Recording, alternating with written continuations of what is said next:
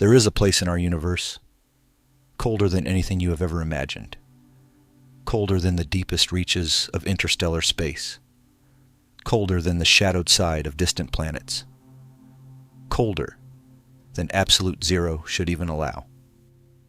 And here's the question that keeps scientists awake at night. How can something exist that seems colder than the coldest temperature physically possible? Because absolute zero is supposed to be the limit, the point where motion stops, where atoms freeze completely, where physics itself draws a line and says, no further.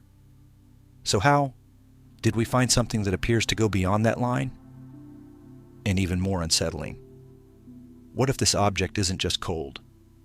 What if it's revealing something fundamentally broken in our understanding of reality? Stay with me, because by the end of this story, you might start to question whether cold is even what we think it is.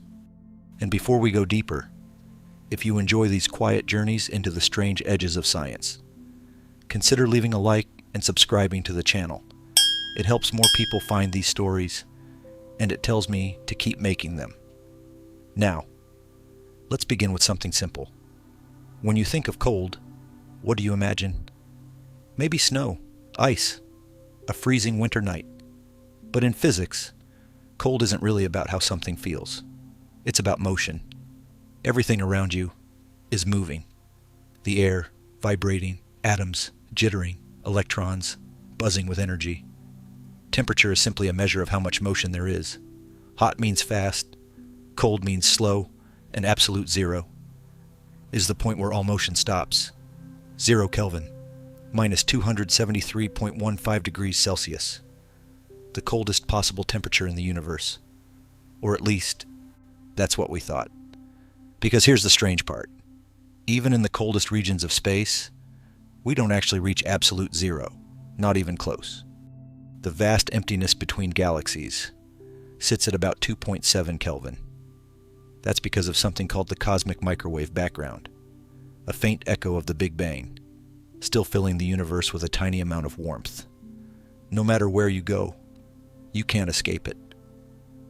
Which means natural space itself has a built-in temperature floor, so logically, nothing should be colder than that. And yet, we found something that is, a place where the temperature drops to just 1 Kelvin, even lower in certain measurements. And it's not hidden in some distant galaxy. It's not near a black hole. It's not at the edge of the observable universe. It's inside a dying star. And that's where things start to get really strange. Because dying stars are supposed to be hot. Incredibly hot. Exploding, collapsing, irradiating energy across space. So how could one of them create the coldest known place in the universe? And even more puzzling, why does it exist at all? To understand that, we need to zoom out for a moment. Imagine a star, like our sun. For billions of years it burned steadily, fusing hydrogen into helium, a balance between gravity pulling inward and energy pushing outward. But eventually, the fuel begins to run out, the balance breaks, and the star starts to die. For stars similar in size to the sun, the ending is not a violent explosion. Instead, they expand. They swell into something called a red giant, growing larger and larger, swallowing nearby planets, stretching their outer layers into space. And then, something beautiful happens. The outer layers drift away, forming a glowing shell of gas, a cosmic bubble, a nebula. At the center, what remains is the core, a white dwarf, small, dense, incredibly hot, but slowly, cooling over time. Now here's where our story takes a strange turn, because in one of these dying systems, astronomers discovered something completely unexpected, a structure known as the Boomerang Nebula. At first glance, it looks like many other nebulae, soft, glowing, almost symmetrical. But when scientists measured its temperature, they couldn't believe what they saw.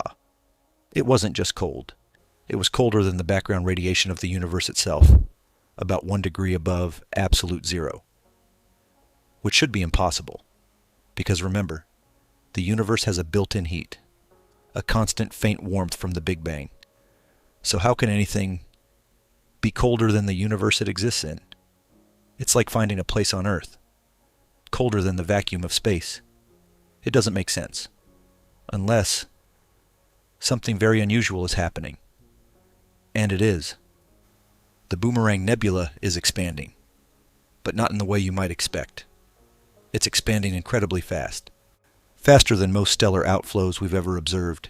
Gas is being ejected outward at extreme speeds. And as it expands, something interesting happens. It cools rapidly, dramatically. This is called adiabatic cooling, and you've actually experienced a version of it yourself if you've ever used a spray can and felt it become cold in your hand. That's expansion causing cooling. But the Boomerang Nebula takes this to an extreme. Its gas expands so quickly that it outpaces the warming effect of the cosmic background radiation, meaning it cools faster than the universe can heat it back up. Let that sink in. It's not just cold, it's actively fighting against the universe's warmth and winning, at least for now. But that leads us to a deeper question. If temperature is just motion, then what does it mean? To be this close to absolute zero? Are the atoms truly still? Or is something else happening? Because quantum physics tells us something unsettling. Even at absolute zero, motion never completely disappears. There's always a tiny vibration, a baseline energy, called zero-point energy, which means true stillness might not exist at all. And if that's the case, then absolute zero isn't really a point. It's more like a limit we can approach, but never fully reach. So when we say the Boomerang Nebula is the coldest place in the universe, what we really mean is it's the closest we've ever seen something come to complete stillness. But here's the part that almost no one talks about, and it changes everything. Because the Boomerang Nebula is temporary. It won't stay this cold forever. Eventually, the expansion will slow down, the surrounding radiation will catch up, and the temperature will rise again. Meaning, the coldest place in the universe is not a permanent feature. It's a fleeting moment, a brief window in the life of a dying star. Which raises a much bigger question. If extreme cold like this can appear, disappear, and exist in such fragile conditions, then what else might be out there? Right now, that we simply haven't noticed yet? What other impossible phenomena are quietly happening in the dark? And more importantly, what does this tell us about the limits of physics itself? Because if something can get this close to absolute zero, then maybe the rules we thought were unbreakable are more flexible than we imagined. And this is where things begin to deepen. Because the closer we get to absolute zero, the stranger reality becomes. Time behaves differently. Matter behaves differently. Even the concept of energy starts to blur. And in the next part, we're going to explore something even more unsettling. What happens when scientists try to recreate temperatures like this on Earth, and why some experiments have already gone even colder than space itself, but at a cost that reveals a hidden side of the universe we rarely talk about. And once you see it, you might never think about cold the same way again. Now imagine this. We've just discovered a place in space so cold, it nearly breaks the rules of physics. A dying star, creating a pocket of near-perfect stillness. But here's the twist. Humans didn't just observe this kind of cold. We tried to recreate it, and somehow, we went even further. Because the coldest place we know today isn't actually in space. It's on Earth, inside a laboratory, and that raises a dangerous question. If we can create temperatures lower than the universe itself, what exactly are we doing to reality? When we do it, let's go deeper. In the early days of physics, scientists believed absolute zero was unreachable, a theoretical boundary, a wall. You could get closer and closer, but never actually touch it. And for a long time, that seemed true. But then came something unexpected, a technique so precise, so controlled, that it allowed scientists to slow atoms down, almost to a complete stop. Not metaphorically, literally. They used lasers. Not to heat, but to cool. Which sounds completely backwards, because lasers are energy, and energy usually means heat. But here's the trick. When tuned just right, lasers can actually push against moving atoms, like a headwind. Every time an atom tries to move forward, the laser nudges it back, again, and again, and again, until the motion begins to fade. Slower, slower, slower, until the atoms are barely moving at all. This technique is called laser cooling, and it opened a door that had never been opened before, because once atoms slow down enough, something strange begins to happen. They stop behaving like individual particles and start behaving like waves. Not solid points, not tiny spheres, but smeared out probabilities. Blurring into each other, overlapping, becoming indistinguishable. And that's when scientists observe something extraordinary. A state of matter that should not exist in our everyday world. A Bose-Einstein condensate. A place where atoms lose their individuality and act as one single quantum entity. Now pause for a moment, because this is where things get truly unsettling. In a Bose-Einstein condensate, you're not looking at a collection of atoms anymore. You're looking at something closer to a single superatom, a unified wave of matter. All particles sharing the same state, the same position, the same motion. It's as if reality itself has simplified, collapsed into something smoother, cleaner, almost quieter. And here's the mini shock that most people miss. This state only exists when temperature is incredibly close to absolute zero, meaning the less motion there is, the more reality starts to merge. So what does that imply? If motion creates separation, then does stillness create unity? And if that's true, then what happens at the absolute limit? Does everything become one? Or does something even stranger occur? Scientists aren't entirely sure, but they kept pushing, because getting close to absolute zero wasn't enough. They wanted to go further. And this is where things take a sharp turn into the bizarre. Because in some experiments, scientists didn't just approach absolute zero. They went below it. Not colder in the traditional sense, but into something called negative temperature. Now that sounds impossible, because how can anything be colder than zero? But negative temperature doesn't mean more cold. It means something very different. It means the system has inverted its energy distribution. In normal conditions, lower energy states are more populated. Things settle down. Energy spreads out. But in a negative temperature system, higher energy states become more populated. It's like everything flips upside down. Instead of cooling down, the system becomes strangely unstable. And here's the mind-bending part. In physics, negative temperatures are actually considered hotter than positive ones. Let that sit for a second. Hotter than infinity, which completely breaks our intuitive understanding of temperature. So now we have three layers of reality. Normal temperature, where things behave as expected. Near absolute zero, where matter merges into quantum unity.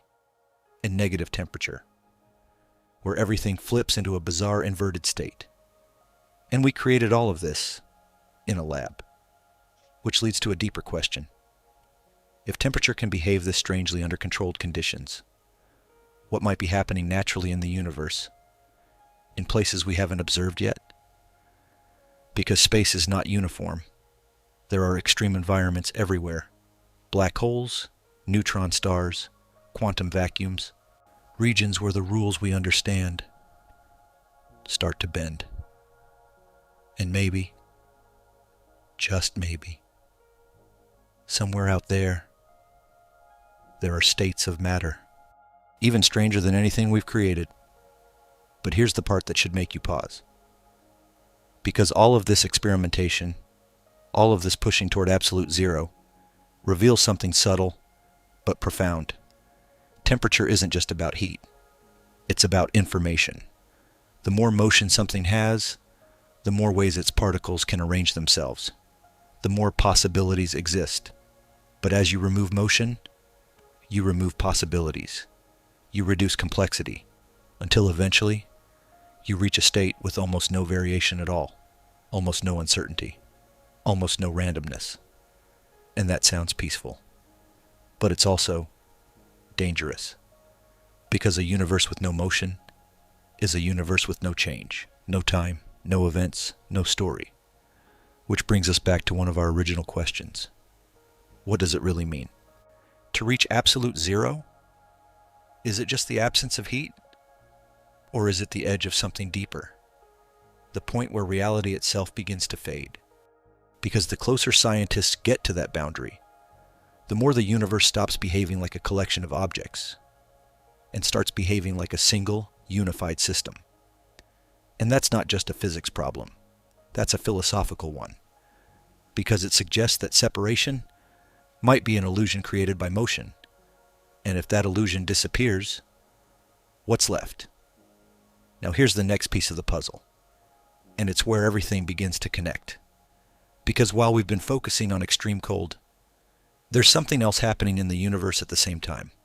Something that seems completely opposite, but is actually deeply linked. Entropy, the gradual spreading out of energy, the slow march toward disorder, or more precisely, toward equilibrium, which is a state where everything is evenly distributed. No gradients, no differences, no flow. And guess what that looks like? A universe that is cold, uniform, still, almost like absolute zero on a cosmic scale. So now we have another question opening. Is the universe itself slowly moving toward a state similar to absolute zero? Not locally, but globally?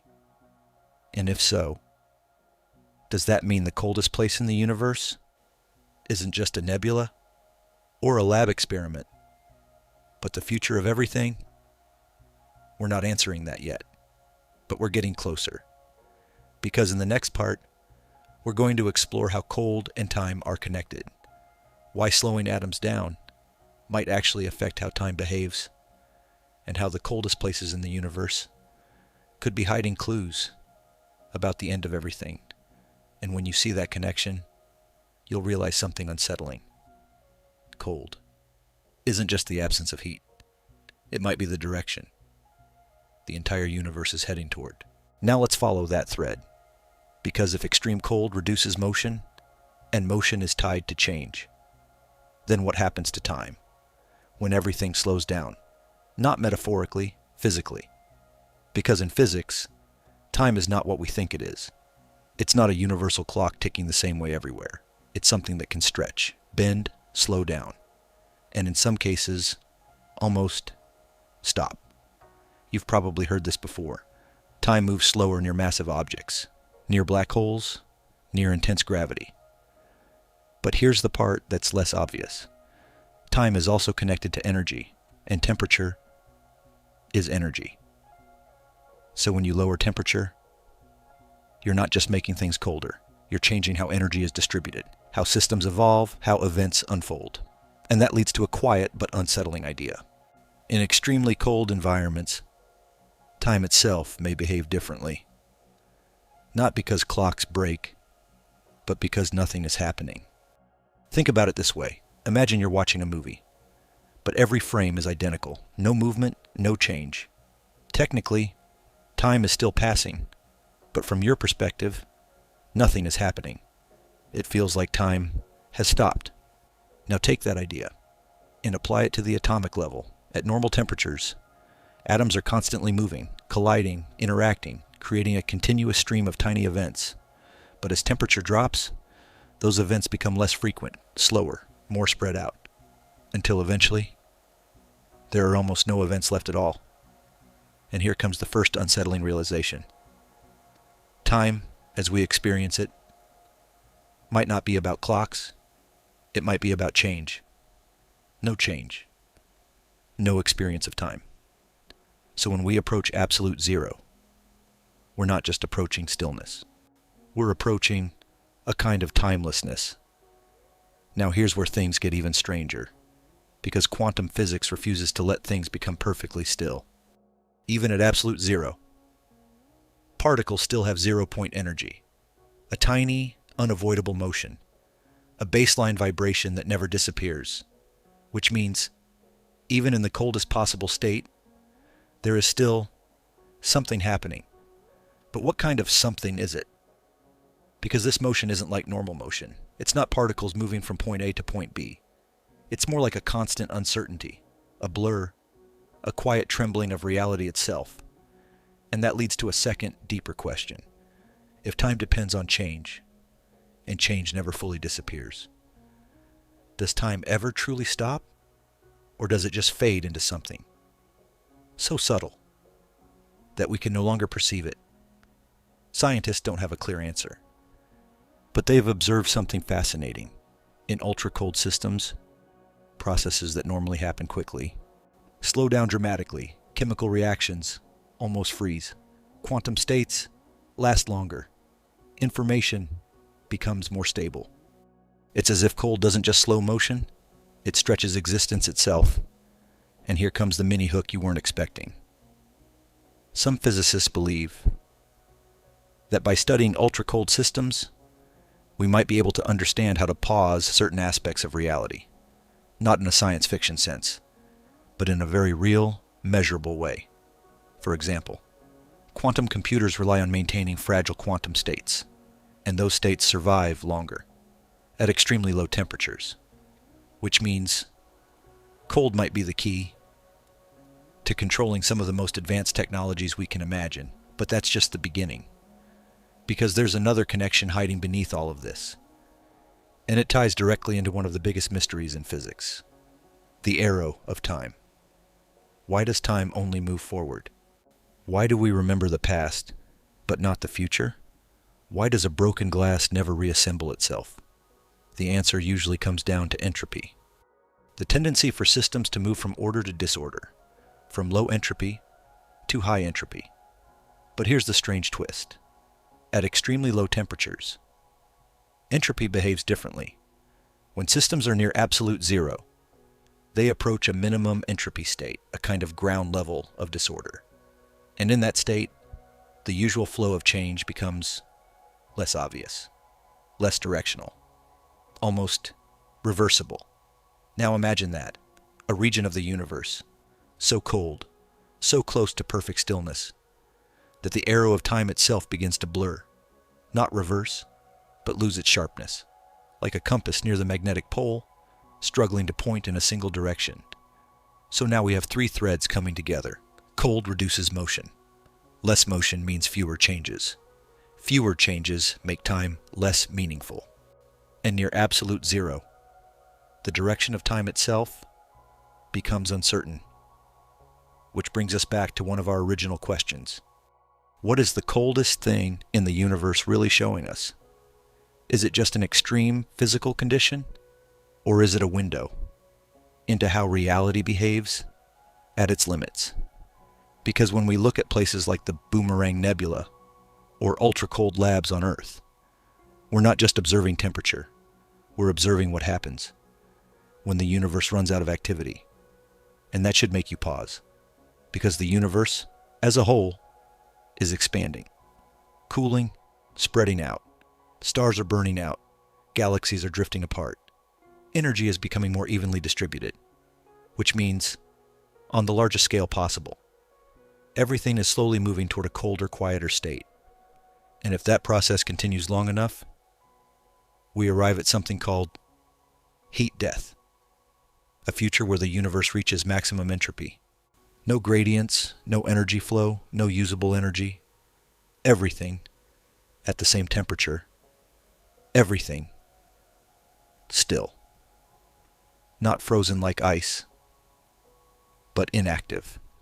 A universe where nothing happens, because nothing can happen. And here's the part that ties everything together. That final state is not exactly absolute zero, but it's close in spirit.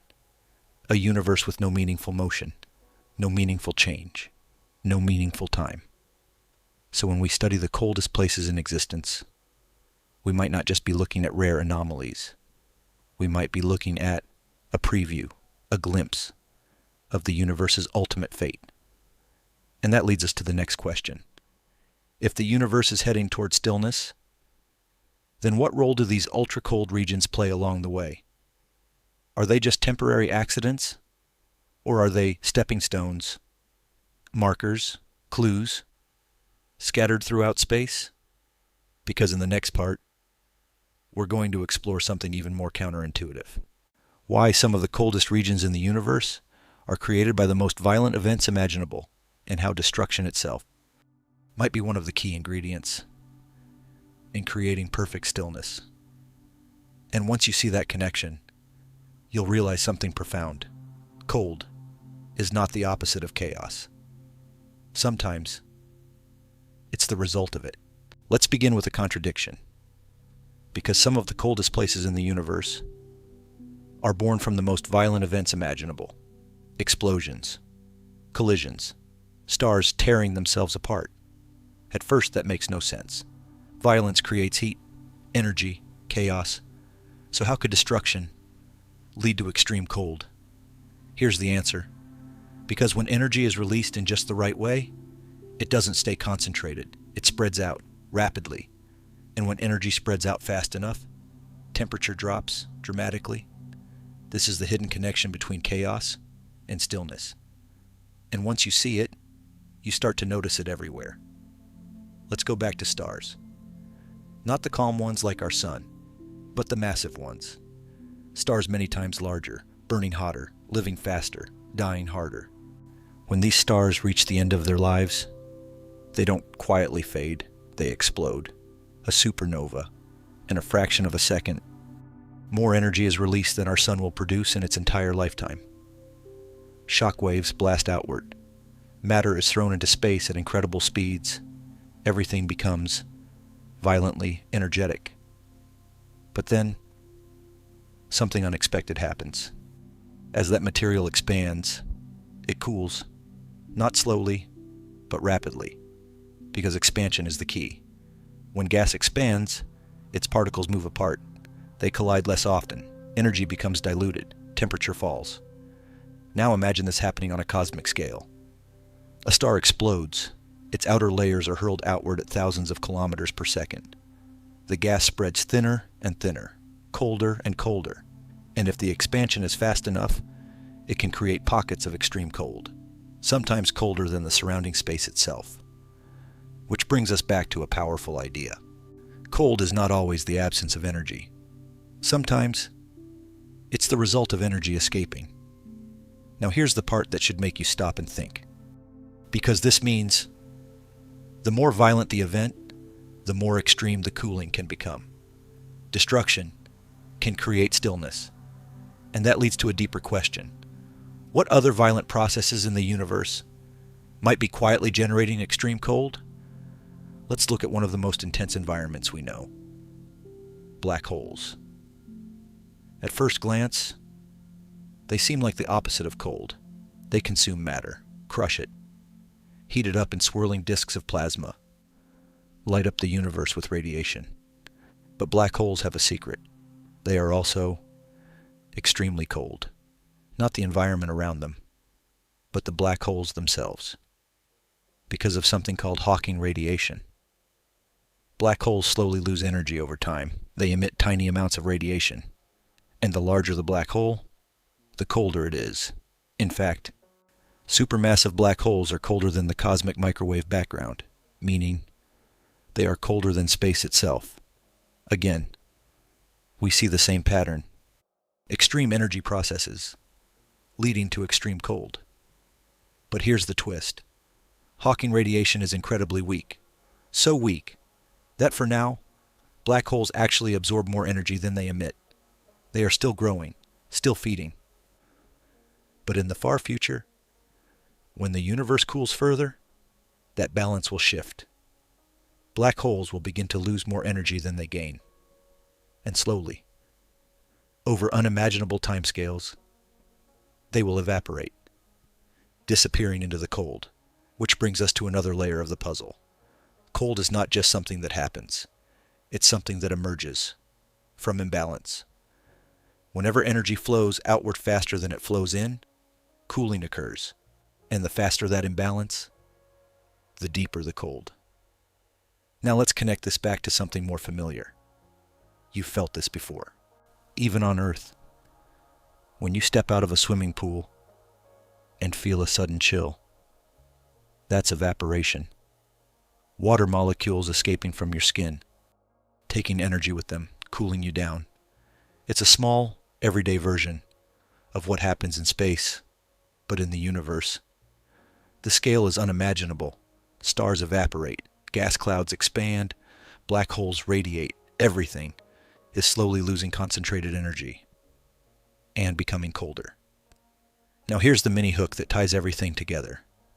What if the coldest places in the universe are not accidents, but inevitable outcomes?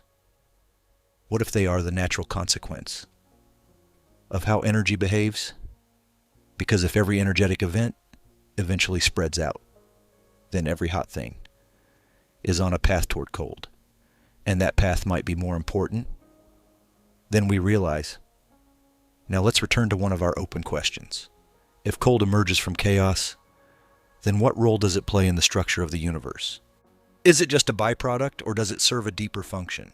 Because there's something curious about cold environments. They preserve things.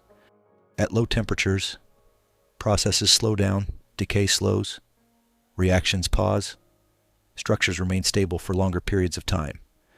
In a way, cold acts like a kind of cosmic memory, holding on to states that would otherwise change. Which leads to a fascinating possibility. Some of the coldest regions in the universe might also be the most stable, the most unchanging, almost like snapshots, frozen in time. And that raises a new question.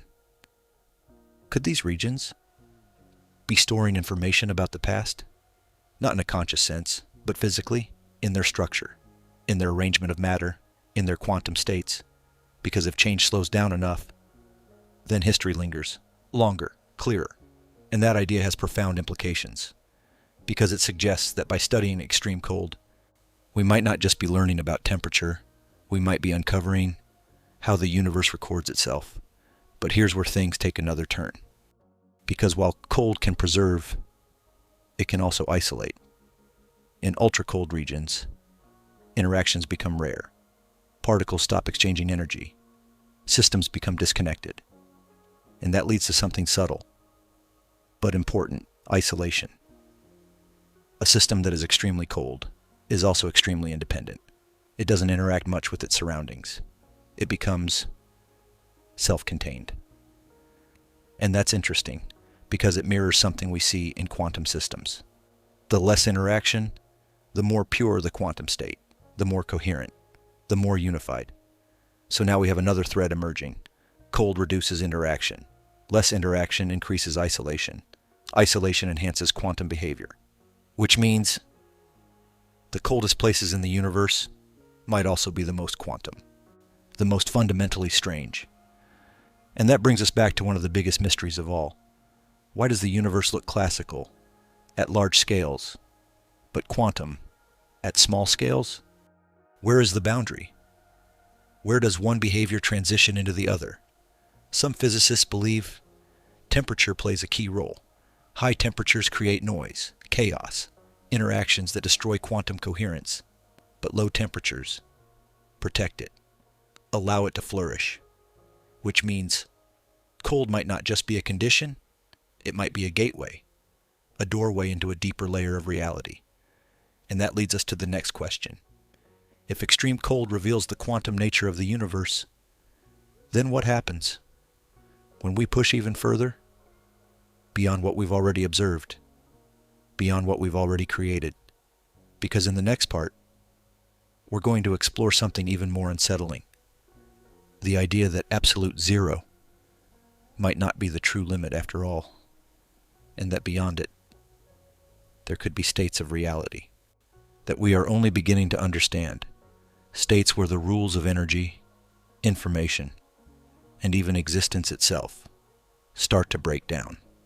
And once you see that possibility, you'll realize something quietly profound. The coldest thing in the universe might not be a place. It might be a boundary. Let's step right up to the edge, because everything we've explored so far leads to a quiet but unsettling idea. Absolute zero might not be the true limit, not in the way we once believed, because physics has a habit of doing this. Just when you think you've reached a boundary, it reveals another layer hiding behind it. And in this case, that hidden layer changes how we think about reality itself. We were taught that absolute zero is the point where motion stops, a perfect stillness, a final state. But quantum physics interrupts that idea. Even at 0 Kelvin, particles still fluctuate. Energy still exists. Not because something is wrong, but because uncertainty is built into the fabric of the universe. This is zero-point energy. And it tells us something important. Stillness is never complete. There is always a residue of motion, a quiet hum beneath everything. Now here's the part that turns everything upside down. Because if absolute zero is not complete stillness, then what is it really? Is it a destination? Or just a boundary of our measurement? And if it's just a boundary, then what lies beyond it? This is where physicists begin to explore something deeply counterintuitive. Not colder temperatures, but different kinds of order, different kinds of reality. Because near absolute zero, matter doesn't just slow down, it reorganizes. We've already seen one example. Bose-Einstein condensates, where particles merge into a single quantum state. But that's just the beginning.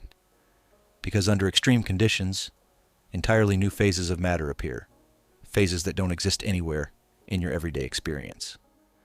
Superfluids, materials that flow without friction, no resistance, no energy loss. Imagine a liquid that can climb walls, flow endlessly, spin forever without slowing down. That's not science fiction. That's what happens when matter gets close to absolute zero.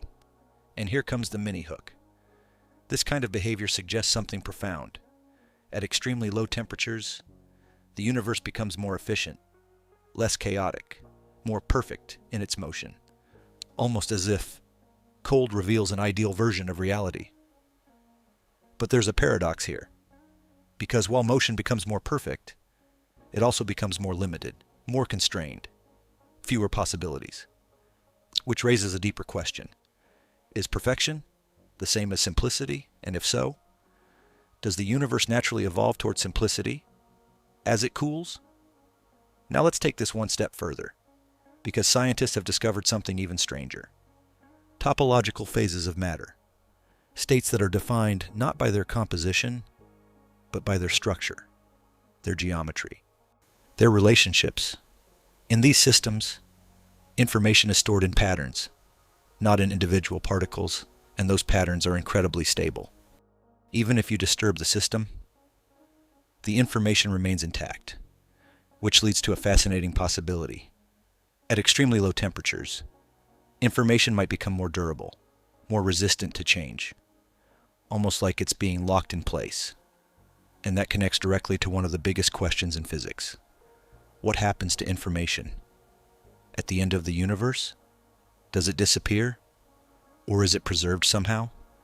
Because if cold stabilizes information, then the coldest future of the universe might also be its most complete record, a frozen archive of everything that ever happened. But here's where things get even more unsettling, because not all low temperature phenomena are stable. Some become incredibly sensitive. Tiny disturbances can have huge effects. Quantum systems can flip states instantly, unpredictably, almost like they're balancing on a knife's edge. And that introduces a new idea. At the boundary of absolute zero, reality might become both more ordered and more fragile, more unified, and more unstable. Which sounds contradictory, but that's exactly what makes it interesting, because it suggests that the edge of temperature is also an edge of behavior, a place where the rules don't just change, they compete. Order versus instability, unity versus sensitivity, stillness versus fluctuation. Now let's return to one of our open loops, negative temperature. Earlier we said that negative temperatures are not colder, but hotter than infinity. And that sounds absurd. But here's what it really means. Temperature is not just about energy. It's about how energy is distributed. In most systems, there are many low energy states and fewer high energy ones. But in certain controlled systems, that structure flips. There's a maximum energy limit, and once you reach it, adding more energy actually reduces entropy, which creates a negative temperature. Now, why does this matter? Because it shows us something critical. Temperature is not a simple scale. It's a description of a system's structure. And if structure can change, then temperature itself becomes a kind of language, a way of describing different regimes of reality. Not just hot and cold, but different ways the universe organizes itself. And that leads to a deeper insight. Absolute zero might not be the end of temperature. It might be a transition point, a place where one kind of behavior gives way to another. Now here's the next mini hook. If that's true, then the coldest thing in the universe is not just the lowest temperature, it's the closest we've come to crossing into a different kind of physics, a different set of rules, and that should make you pause, because it means the Boomerang Nebula, ultra-cold labs, quantum condensates. They're not just extreme cases. They're glimpses, windows into a boundary. And boundaries are always interesting, because they tell you where something ends and something else begins. But what begins beyond absolute zero, we don't fully know. Some theories suggest new quantum phases.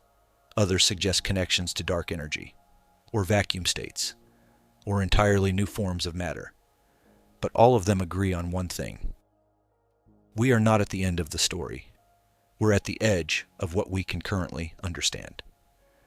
And that brings us back to our central thread. Cold is not just the absence of heat. It's a tool, a probe, a way of stripping away complexity, until only the most fundamental behaviors remain. And when we do that, we start to see something unexpected. The universe is not just a collection of objects, it's a system of relationships, patterns, interactions. And when those interactions slow down, the underlying structure becomes visible, like lowering the volume of noise, until you can finally hear the signal beneath it. So now we're left with a new question. If extreme cold reveals the deepest structure of reality, then what happens when we look even closer? Not just at matter, but at space itself?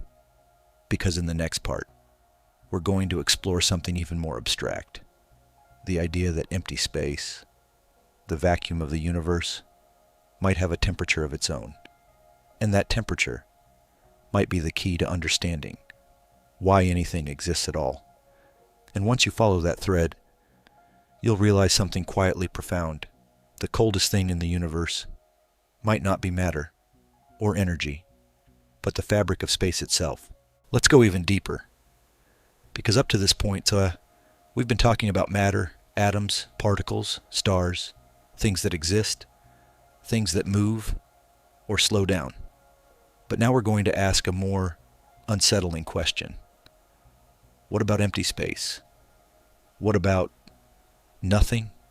Does nothing have a temperature? At first that sounds like a meaningless question. Temperature measures motion, energy. So if there's nothing there, there should be no temperature at all. But physics doesn't work that way. Because in modern science, empty space is not truly empty. It's a vacuum. And a vacuum is full of activity. Invisible, subtle, but very real. Even in the emptiest regions of the universe, fields exist. Quantum fields. They stretch across all of space. And even when there are no particles, those fields are still there. Fluctuating, vibrating quietly, never completely still. This is called vacuum energy. And it changes everything. Because it means even nothing has a baseline level of energy. A kind of minimum activity And where there is energy, there is temperature. So now we arrive at a strange idea. The vacuum of space has a temperature, not because something is there, but because something cannot be removed. And that leads us to our first deeper question. If empty space has energy, where does it come from? And why can't it be eliminated? We don't fully know, but we do know this. The vacuum is not passive, it is active. Pairs of particles, constantly appearing and disappearing, borrowing energy, returning it, in incredibly short timescales. Too fast to observe directly, but measurable through their effects. And here comes the mini hook. Some physicists believe that what we call empty space might actually be one of the most complex things in the universe. Not a void, but a hidden ocean of activity. Now let's connect this back to temperature. Because if the vacuum has energy, then in theory, it has a lowest possible temperature. But here's the catch. You can never cool something below its vacuum state, because you can't remove that baseline energy, which means absolute zero might actually be defined by the vacuum itself, not by matter, but by space. And that flips our perspective. We've been thinking of temperature as something that belongs to objects, but maybe it belongs to the fabric of reality. Now here's where things become even more fascinating, because in certain situations, the vacuum behaves like it has a temperature, even when there is no heat source at all. This is known as the Unruh effect, and it's one of the strangest predictions in physics. It says that if you accelerate through empty space, you will detect a temperature, even if someone standing still nearby detects nothing. In other words, temperature becomes relative, not just dependent on energy, but on motion. Your motion, which leads to a deeply unsettling idea. Two observers in the same empty space can disagree on whether that space is warm or cold, and both would be correct. Now pause for a moment, because that challenges something fundamental. We usually think of temperature as objective, a fixed property, but here, it depends on perspective, which means cold might not be absolute, it might be relational. Now let's take this even further, because there's another place where the vacuum reveals its temperature, near black holes. Earlier we talked about Hawking radiation, black holes emitting energy, slowly losing mass. But where does that radiation come from? It comes from the vacuum. Near the event horizon, quantum fluctuations are stretched, pulled apart. One particle falls in, the other escapes. And to an outside observer, it looks like the black hole is radiating heat, which means the vacuum near a black hole has a temperature defined by the black hole's properties. Again, empty space is not empty. It's participating, reacting, producing observable effects. And here's the second mini hook. This suggests something profound. Temperature might not just be a property of matter, but a property of horizons, boundaries, edges in space-time. Anywhere information is limited, temperature emerges, and that connects to something even deeper, information itself. Because in modern physics, there is a growing belief that information is more fundamental than matter or energy, that the universe, at its core, is made of relationships, states, possibilities, and temperature. Might be a measure of how that information is distributed, how uncertain it is, how many possible configurations exist. Which brings us back to cold. When temperature drops, uncertainty drops, possibilities shrink. The system becomes more defined, more precise, almost like reality is choosing a smaller set of options. And at absolute zero, only one configuration remains, the ground state, the simplest possible arrangement. But here's the twist. In a quantum world, even that ground state is not truly simple. It still contains fluctuations, still contains uncertainty, which means there is no such thing as perfect certainty, even in perfect cold. And that leads us to a third question. If the vacuum has energy, and temperature depends on perspective, then what is the true temperature of the universe? Is there even a single answer? Or does it depend on where you are, how you move, and what you measure? Because when we look at the cosmic microwave background, we see a temperature of about 2.7 Kelvin, a faint glow left over from the Big Bang. But that's just one layer. Underneath it, there is the vacuum, with its own energy, its own fluctuations, its own baseline. And that baseline might be more fundamental than anything we can directly observe. Now here's where everything begins to connect. Because earlier, we asked whether the universe is heading toward a cold, still future, a kind of cosmic quiet. But if the vacuum always has energy, then true stillness is impossible. There will always be fluctuations, always be activity, even in the far future. Which means the universe may never become completely silent, just quieter, endlessly approaching stillness, but never fully reaching it. And that's a subtle but powerful idea, because it suggests that existence never truly ends. It just changes form, becomes more diffuse, more subtle, more difficult to detect. And now we arrive at the next question. If the vacuum defines the lowest possible energy, then could there be different vacuums? Different ground states of reality? And if so, could the universe transition between them? Because in the next part, we're going to explore something even more unsettling. The idea that our universe might not be in its lowest possible energy state at all, that we could be living in a false vacuum, a temporary condition, and that one day, without warning, reality itself could shift, dropping into a lower energy state, changing the laws of physics instantly. And if that sounds extreme, it is. But it's also a serious scientific possibility. And once you understand it, you'll realize something quietly terrifying. The coldest thing in the universe might not just be a place or a state, but a transition, waiting to happen. Now let's step into one of the most unsettling ideas in modern physics. Because everything we've explored so far leads directly here. The possibility that our universe is not in its lowest energy state, not in its most stable form, but in something called a false vacuum. Imagine this. You're standing in a valley. It feels stable, flat, safe.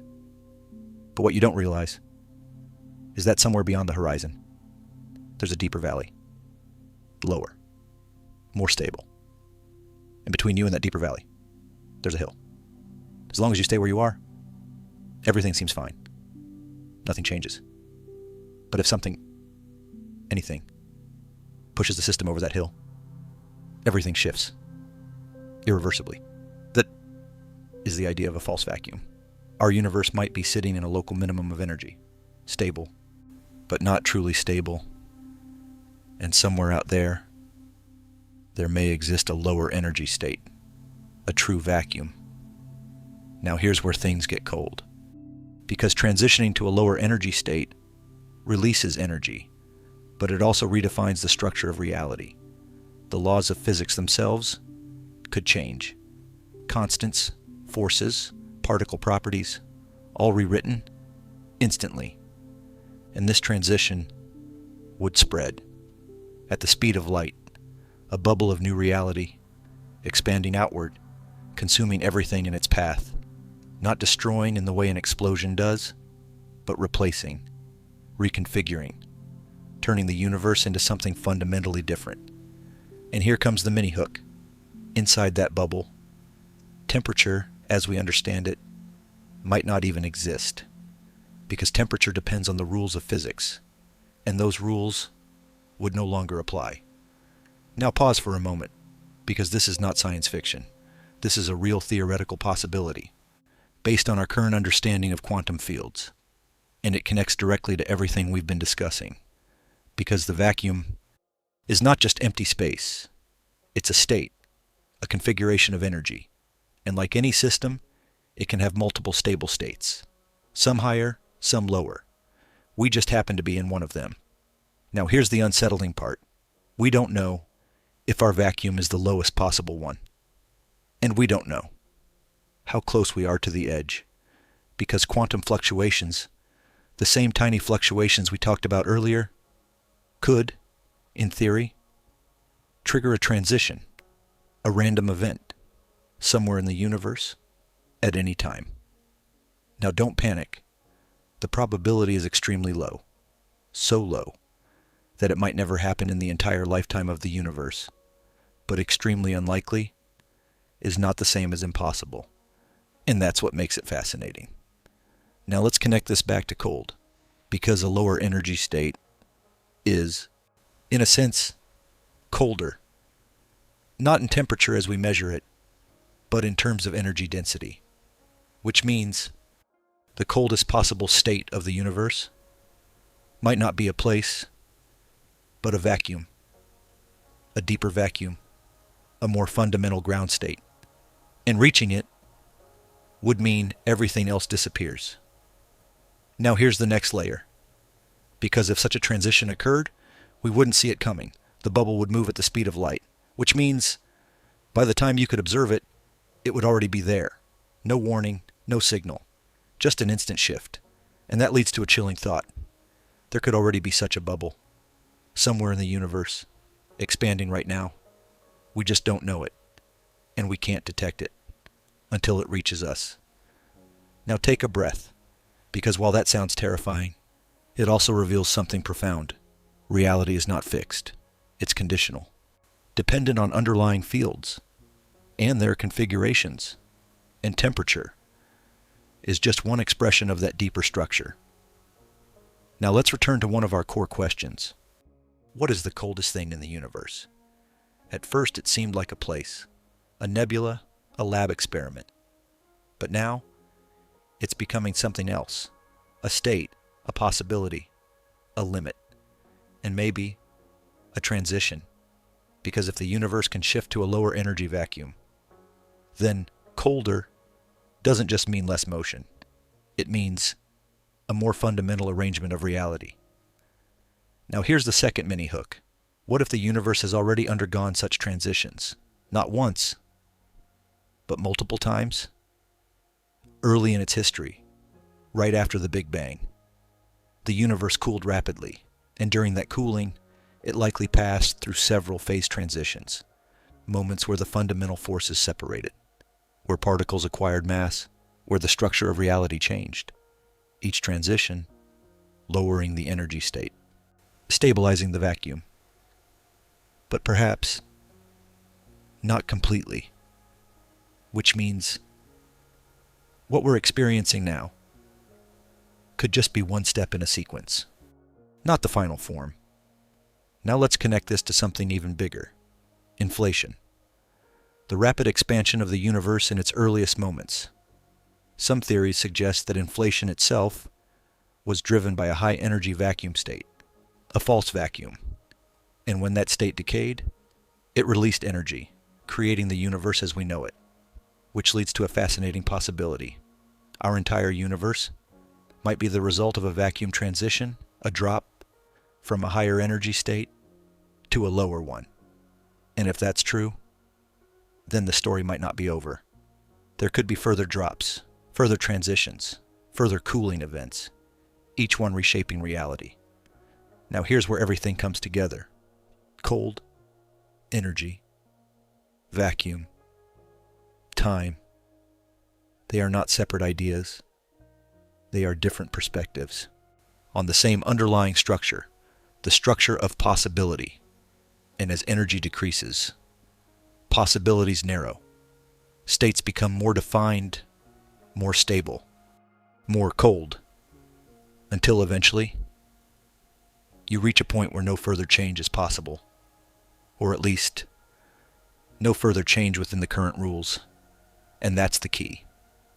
Because beyond that point, the rules themselves might change. Now let's bring this back to you, to us, to this moment. Right now, we exist in a universe that is warm enough for motion, for change, for complexity, for life. But that warmth is temporary. Over time, the universe is cooling, slowly, inevitably. And as it does, It moves closer to those boundaries we've been exploring. Boundaries where motion fades, where time stretches, where reality simplifies or transforms. And that leads to the next question. If the universe is heading toward colder states, then what happens to complexity, to structure, to life? Does everything simply fade away? Or is there something else waiting? At the edge of cold? Because in the next part, we're going to explore one of the most profound ideas of all, whether life, consciousness, and complexity can survive in an increasingly cold universe, or whether cold ultimately erases everything.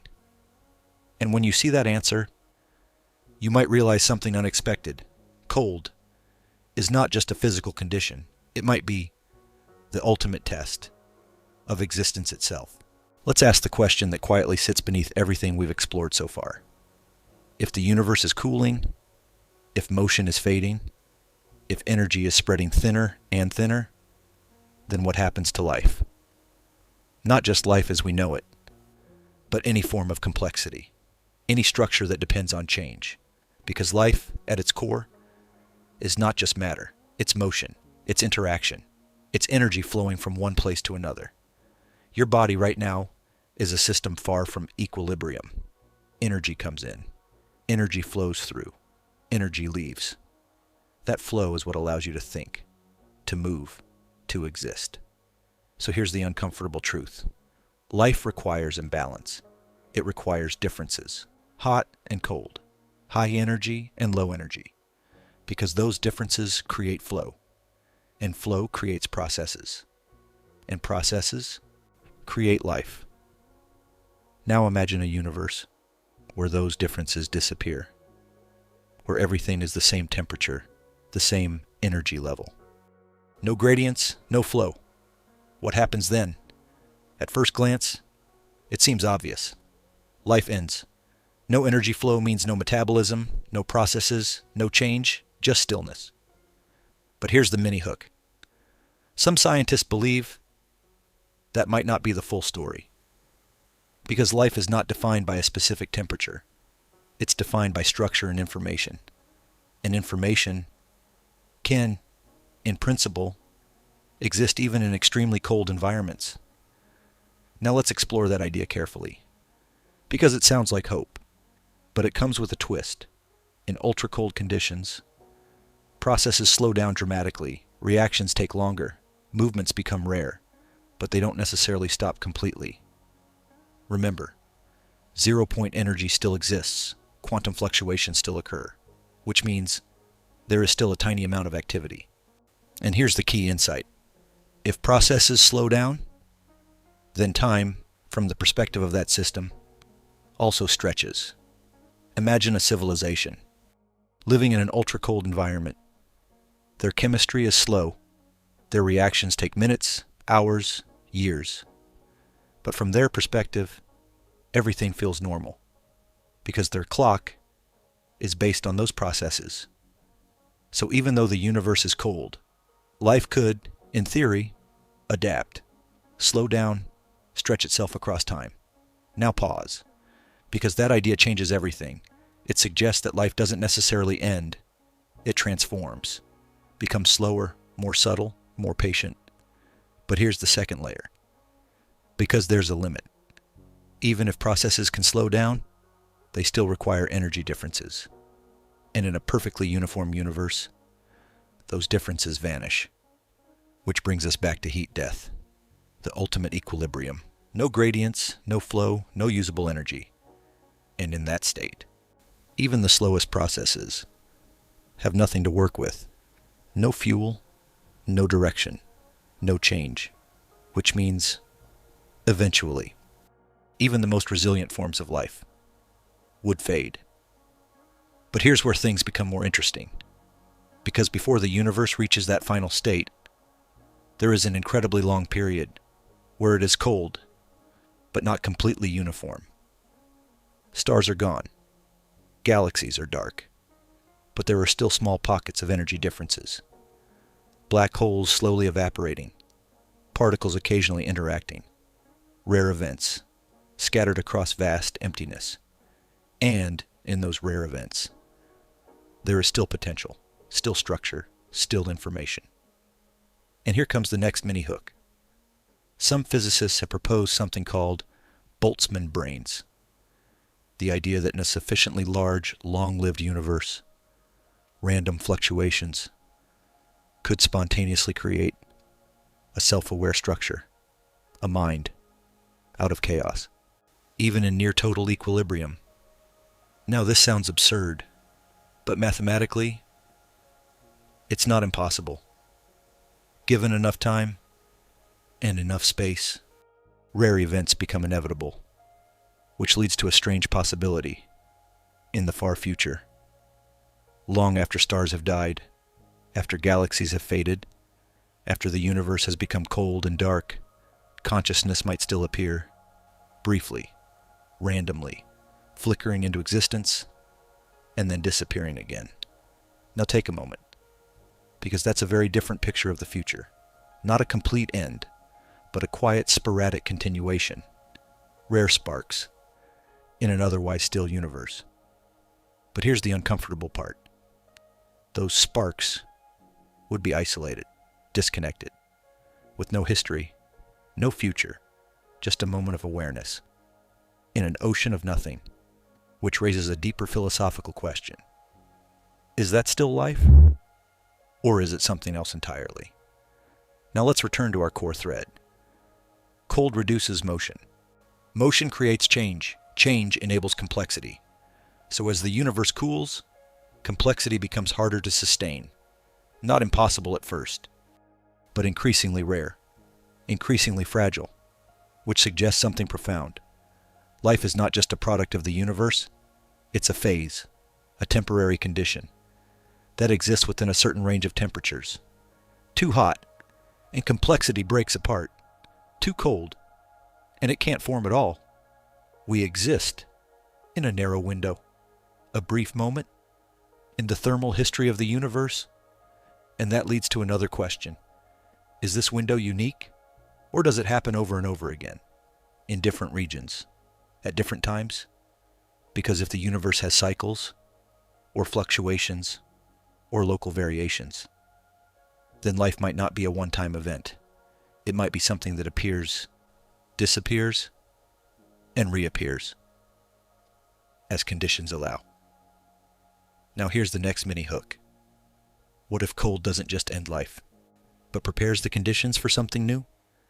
Because when systems cool, they don't just stop. They settle. They organize. They reach stable configurations. And sometimes, from that stability, new structures can emerge. Not the same as before, but different, more subtle, more fundamental. And that brings us back to one of our earliest ideas. Cold reveals structure. When motion fades, the underlying patterns become visible. So maybe, in the deepest cold, the universe is not dying. It's simplifying, stripping away complexity to reveal something more fundamental. And that leads to the next question. If life as we know it cannot survive indefinitely, then what is the most fundamental thing that can? What persists when everything else fades? Because in the next part, we're going to explore something even more abstract. Information itself. Whether it can truly disappear or whether it is preserved. Even in the coldest, quietest future imaginable. And once you follow that idea, you'll realize something quietly astonishing. The coldest thing in the universe might not destroy everything. It might be where everything is remembered. Let's follow that final thread. Because if life can fade, if stars can die, if motion itself can slow toward stillness, then what remains? What is the one thing that might survive even the coldest possible universe? The answer many physicists return to is this: information. Not matter, not energy in the way we usually think about it, but information. The arrangement of things, the pattern, the relationships between states. Now at first that sounds abstract, almost philosophical. But in modern physics, information is not just an idea. It's physical, It has rules, limits, consequences. And here's the key principle. Information cannot be easily destroyed. This idea became especially important when scientists began studying black holes. Because black holes seem to erase things, matter falls in, light disappears. Everything is hidden beyond the event horizon. So the question was simple.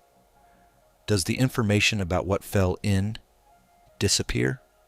If it does, then physics breaks, because the laws of quantum mechanics say information must be conserved. It can change form, it can spread out, but it cannot simply vanish. And this led to one of the biggest puzzles in science, the black hole information paradox. Now here's where things connect back to cold.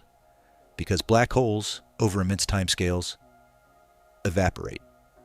They emit Hawking radiation, slowly losing mass until eventually they disappear. So if a black hole vanishes, what happens to the information it contained? Is it gone forever? Or is it somehow encoded in the radiation it leaves behind? For decades, this question remained unanswered, but more recent theories suggest something fascinating. The information is not lost, it's preserved, scrambled, spread out, but still there. Which leads to a powerful idea. Even in extreme conditions, even in the cold, slow evaporation of a black hole, information persists. Now pause, because that changes how we think about the universe. If information cannot be destroyed, then everything that has ever happened, every interaction, every structure, every moment, leaves a trace. Not necessarily in a form we can easily recognize, but embedded somewhere in the state of the universe. And here comes the mini hook. The coldest regions of the universe might actually be the best at preserving that information, because at low temperatures, change slows down, noise decreases, structures remain stable, which means information doesn't get scrambled as quickly. It lingers, longer, clearer. Now let's connect this to the far future. As the universe cools, as stars burn out, as energy spreads thin, everything becomes quieter, less chaotic, less dynamic. And in that quiet, information doesn't disappear. It just becomes harder to access. Like a book, locked in a frozen library, still there, but no one turning the pages. Now here's the deeper question. If information is preserved, but no processes exist to read it, does it still matter? Is information meaningful without something to interpret it? Because meaning requires interaction. It requires change. It requires a system that can process differences. And in a universe approaching absolute stillness, those systems become rare or vanish entirely, which leads to a strange conclusion. The universe might end not with destruction, but with silence. Everything still present, but nothing happening, nothing observing, nothing interpreting. Now here's the second mini hook. Some physicists believe that information might not just be preserved, but encoded in the very structure of space itself, through something called holographic principles. The idea that all the information contained in a volume of space can be described by information on its boundary, its surface, which means the universe might store its history, not in its contents, but in its edges, its horizons. And that ties directly back to what we discussed earlier. Temperature emerging from boundaries, from horizons, from limits in information. So now we have a deeper picture forming. Cold reduces motion. Less motion preserves structure. Preserved structure holds information. And information might be the most fundamental layer of reality. Which brings us back to our central question. What is the coldest thing in the universe? At first it seemed like a physical place, then a state, then a boundary, and now it's becoming something even more abstract, a condition where information remains, but activity fades. Now let's take this one step further, because if information is preserved, then in principle, the entire history of the universe is still present, encoded somewhere, in some form. But here's the catch. Retrieving that information would require energy, processes, change, and in a cold, near equilibrium universe, those things are scarce, which means the past is still there, but unreachable. Now imagine that. A universe filled with history, but no way to access it. A perfect record, locked behind stillness. And that leads to a haunting idea. The end of the universe might not be the loss of everything, but the loss of access. Everything exists, but nothing can interact with it. Nothing can bring it to life again. Now let's return to one of our earlier threads. Life as a temporary phase, a window, a moment where energy flows allow complexity to exist.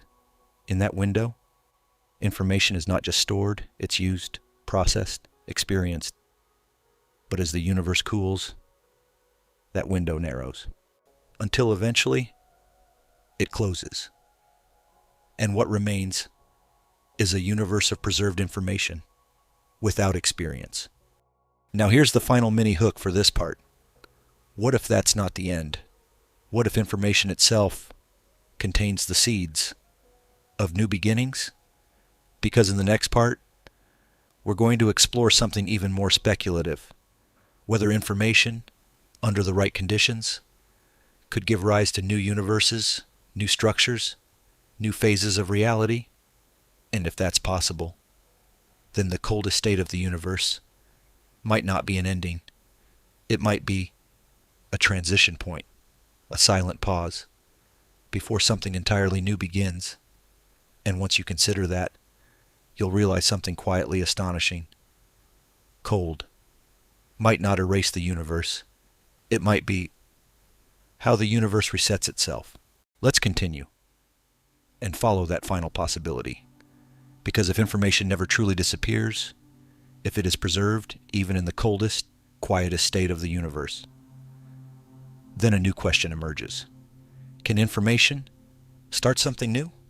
Not just record the past, but create the future? At first, that sounds like a leap. Information is passive, right? It describes, it doesn't act. But in physics, that line is not so clear. Because information and physical reality are deeply connected. The way particles are arranged, the way fields are configured, that is information. And when those arrangements change, reality changes.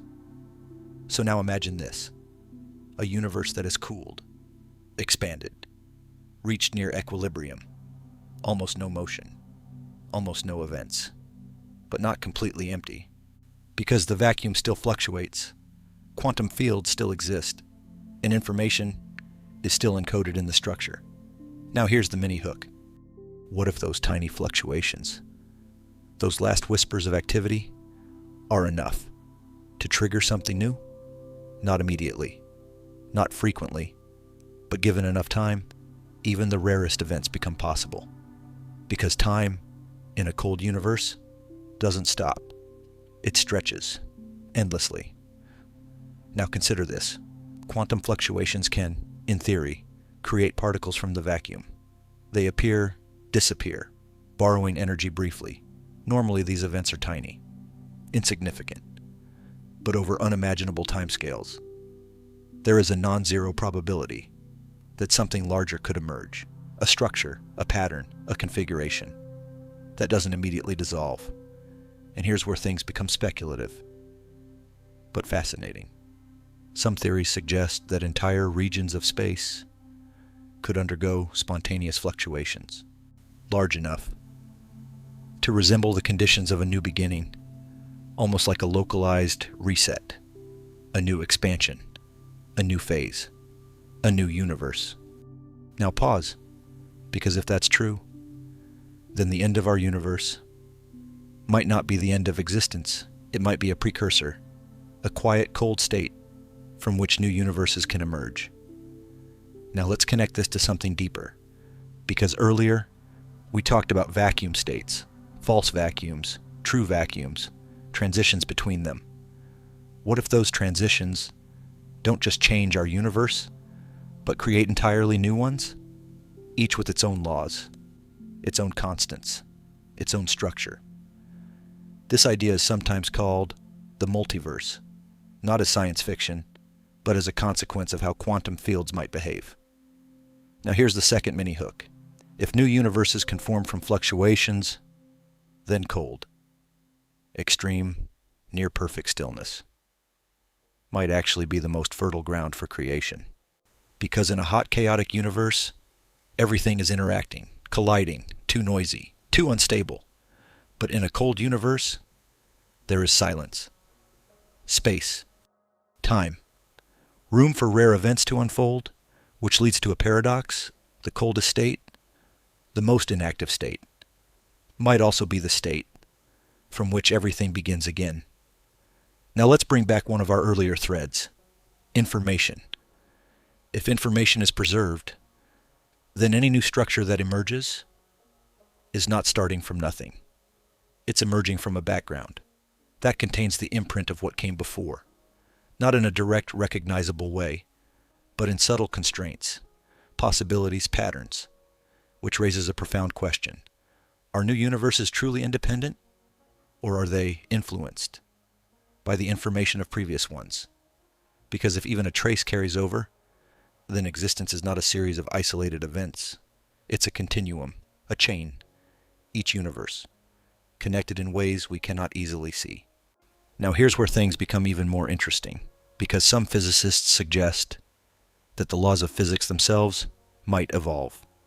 Across these transitions, universes with stable laws persist, others fade, which means the structure of reality could be shaped by a kind of selection process, not biological evolution, but something analogous.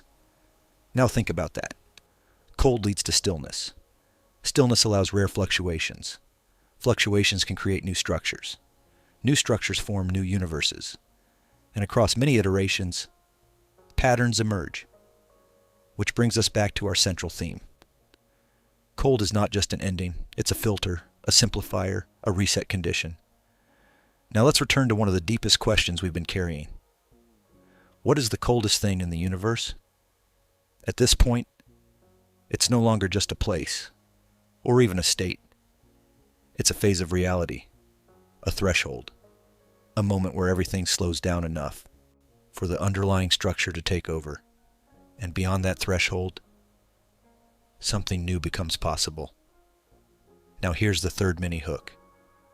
What if we are living not at the beginning of the story, but in the middle? What if our universe is already the result of such a transition, a fluctuation, in a colder, older reality? That question doesn't have a clear answer, but it changes perspective, because it means the Big Bang might not be the absolute beginning, just a beginning, one of many. Now let's ground this back in something tangible. Everything you see around you, every atom, every star, every thought, exists because the universe is not at equilibrium, because there are gradients, differences, flow. But those conditions are temporary. They are part of a larger arc, a journey from energy to stillness, from complexity to simplicity, and possibly back again. Now imagine that arc. A universe begins, hot, dense, chaotic. It expands, cools, forms structure, life emerges, complexity peaks. Then slowly, energy spreads. Stars fade, cold takes over, stillness approaches, and in that stillness, given enough time, something stirs, a fluctuation, a transition, a new beginning, and the cycle continues. Now here's the quiet realization that comes from all of this. Cold is not just a physical condition, it's a phase in a larger process. A process that might define the rhythm of existence itself.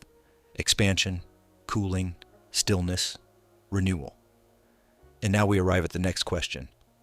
If this cycle exists, if cold is part of a repeating pattern, then what determines its timing, its scale, its structure? Because in the next part, we're going to explore something even deeper. Whether time itself has a beginning and an end, or whether it too is part of this cycle. And once you follow that idea, you'll start to see something extraordinary. the coldest thing in the universe, might not just shape space or matter, but time itself. Here's the third mini hook. Imagine a universe where frozen information quietly waits, not gone, not erased, just suspended. And then, after unimaginable stretches of time, a tiny fluctuation appears, a ripple in the vacuum, a subtle shift in energy, so small that in our current universe it would mean nothing. But in a universe this cold, this silent, it becomes everything. Because when nothing else is happening, even the smallest event becomes significant. Now follow this carefully. In a warm, active universe like ours, events overlap. Millions of interactions happening every second. Noise everywhere. But in an ultra-cold universe, there is almost no noise. No constant motion. No background chaos. Just stillness. And in that stillness, a single fluctuation can stand out. Like a whisper in an empty room. Now here's where things become truly fascinating. Because that fluctuation doesn't just exist. It evolves. Slowly. Carefully. With nothing to interfere. No collisions. No disturbances. Just time. Stretching endlessly. And this leads to a powerful idea. In extreme cold, the universe becomes incredibly sensitive to small changes.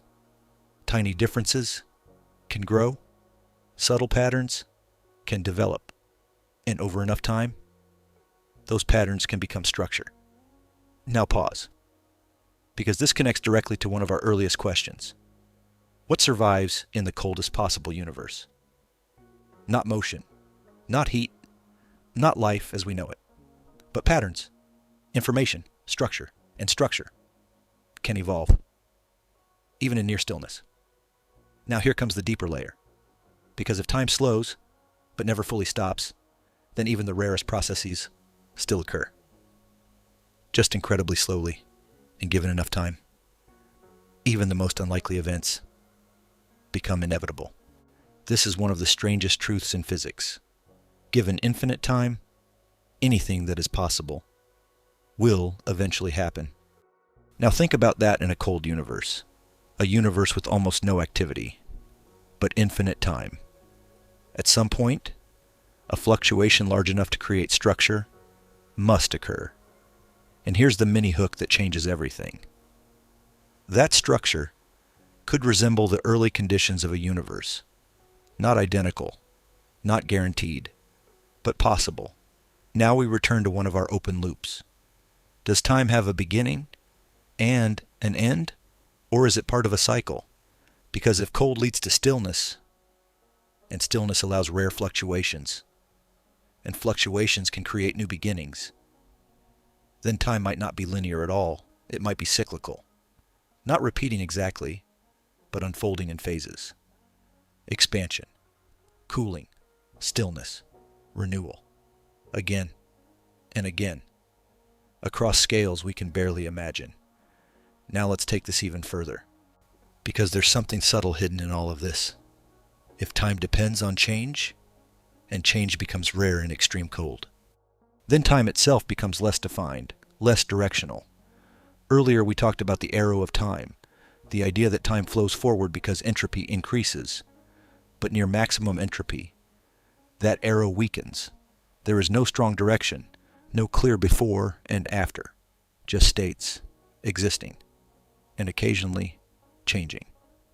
Which leads to a strange possibility. In the deepest cold, time might not disappear, but it might lose its meaning. Now here's the next mini hook. What if time is not fundamental at all? What if it emerges only when there is enough motion, enough change, enough complexity, and when those things fade, time fades with them. Not because it stops, but because nothing is happening to measure it. Now bring that back to you, to this moment, right now.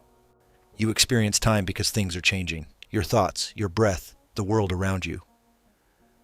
But in a universe approaching absolute stillness, there would be nothing like that. No ticking clock, no unfolding events. Just a quiet, endless state. And yet, deep within that stillness, the potential for change would still exist, because the vacuum still fluctuates, because information still remains, because possibility never fully disappears. Now let's connect all three of our major questions. What is the coldest thing in the universe? What happens to time at that limit? And what remains when everything else fades? The answers are beginning to converge. The coldest thing is not just a place. It is a condition where motion nearly vanishes, where time stretches beyond meaning, where information remains, and where possibility becomes incredibly subtle, but never zero. Now here's the final mini hook for this part. What if the universe doesn't end in darkness, but in silence? Not an absence of existence, but an absence of events.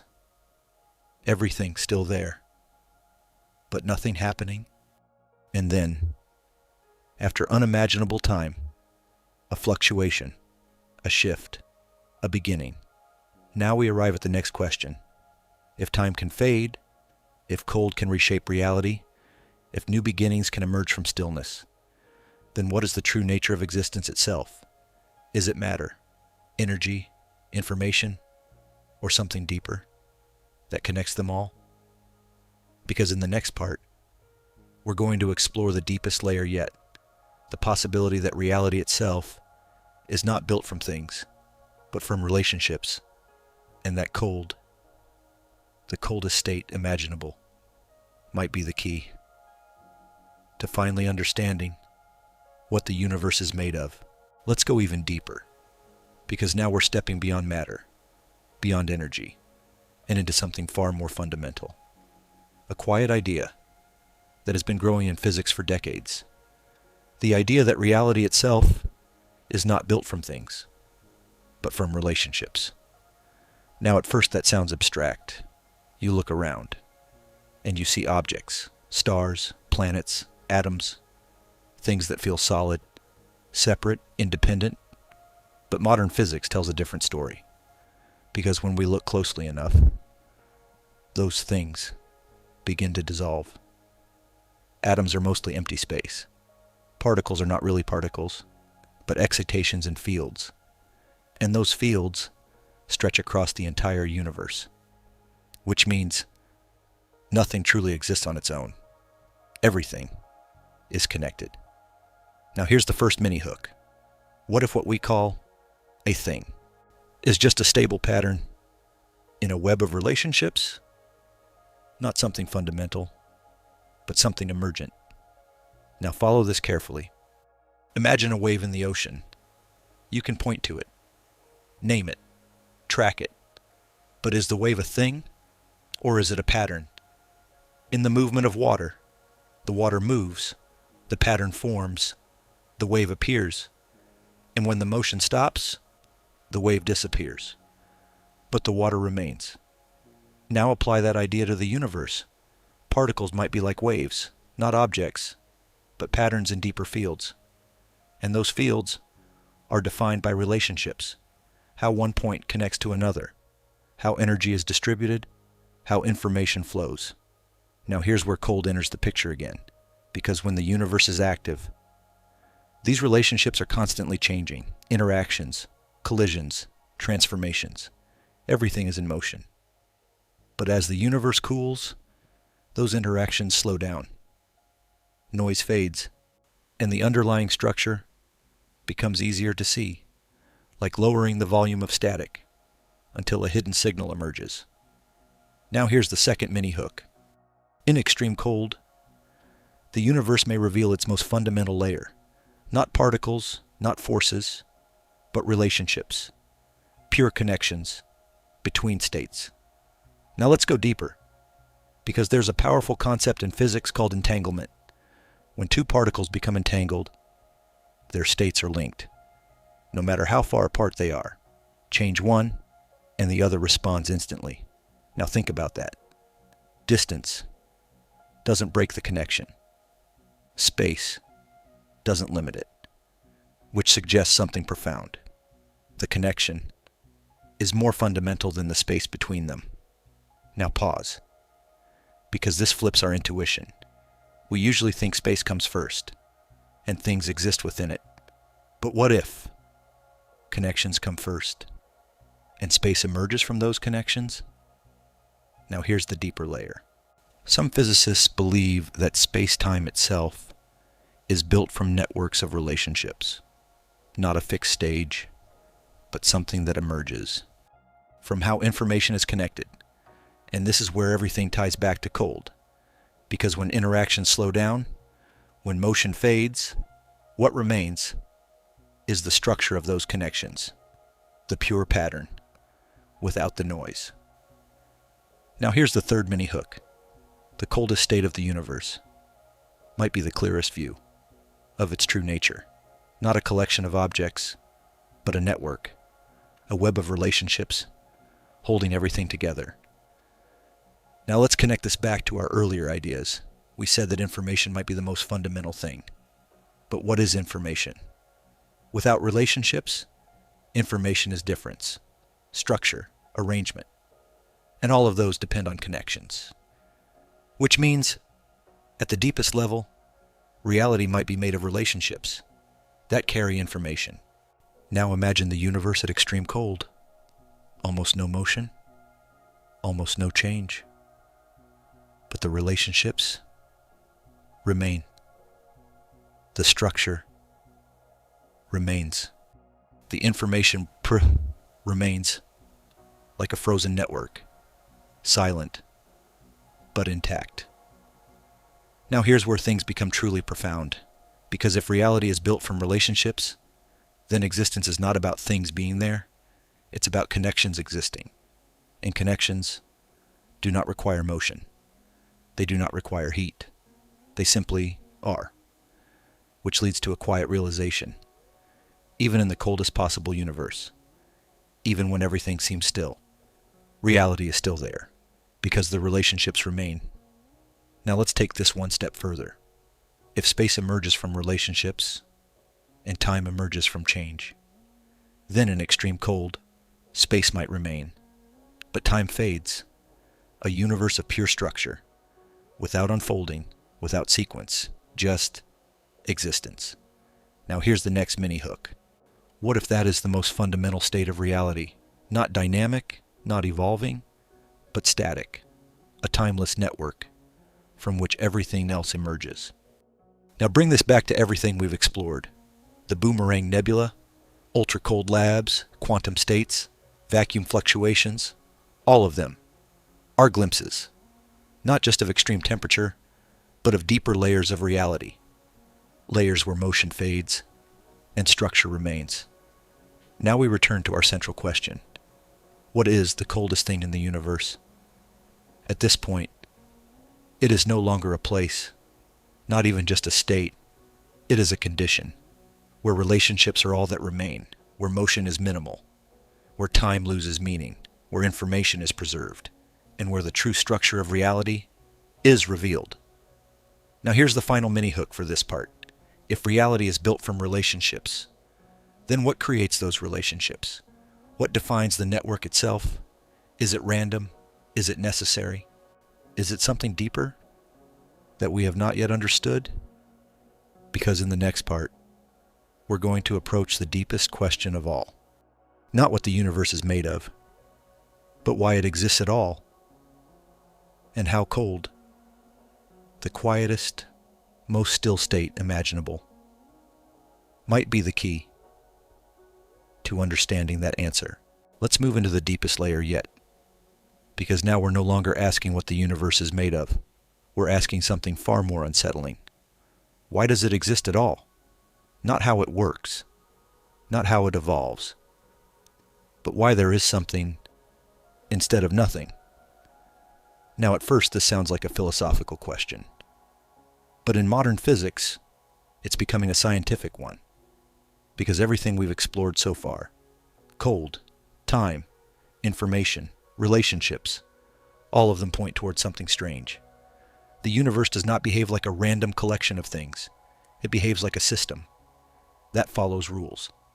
Now here's the first mini hook. Where do those rules come from? Why these laws of physics and not others? Why does the universe allow structure instead of remaining empty and uniform? Now let's start simple.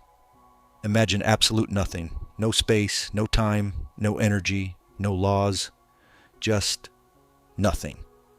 At first, that seems like the simplest possibility. But here's the problem. In physics, nothing is unstable. Even a perfect vacuum still contains fluctuations, still has energy, still has structure, which suggests something surprising. True nothingness may not be possible. Now pause, because that changes everything. If nothing cannot exist, then something must. Not by choice, not by accident, but by necessity. Now here's the second mini hook. The universe might exist because it cannot not exist. Now let's go deeper. We said earlier that reality might be built from relationships, but relationships require something to relate. Or do they? Because in mathematics, relationships can exist without physical objects, patterns, structures, rules. They don't need matter. They don't need energy. They simply are. Now imagine this. At the deepest level, reality is not made of things, but of mathematical relationships, a structure, timeless, spaceless, existing in a purely abstract sense. And from that structure, everything else emerges. Space, time, energy, particles, all unfolding from underlying rules. Now here's where cold becomes important again. Because when the universe cools, when motion fades, when complexity disappears, what remains is closest to that underlying structure. The simplest state, the most pure version of reality. Now here's the third mini hook. The coldest state of the universe might be the closest thing to the fundamental reason it exists. Now follow this carefully. If reality is built from mathematical structure, then the question, why does it exist, becomes, why do these structures exist? And here's the strange part. Mathematical truths don't need a cause. They don't begin. They don't end. They simply are true. For example, 2 + 2 = 4. Not because something made it so, but because it must be so. Now imagine that applied to reality itself. What if the universe exists because its structure is mathematically necessary? Not created, not chosen, but inevitable.